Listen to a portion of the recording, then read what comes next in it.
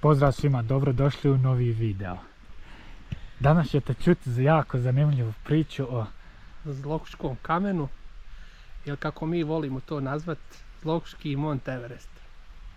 Znači priča, možda i legenda, možda istinita priča, ali trebala bi biti zanimljiva. A navodno priča se da je na vrh ove planine nekad davno Chuck Norris skočio sa vrh ovog špica i dole ima jedna rijeka.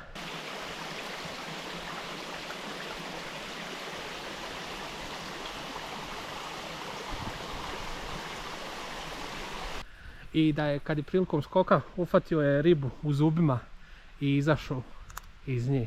Sad je li to istina, nije li legenda, ali navodno se priča o tome. Ako vam se svidio video, zapratite kanal i ostavite like. Hvala svima.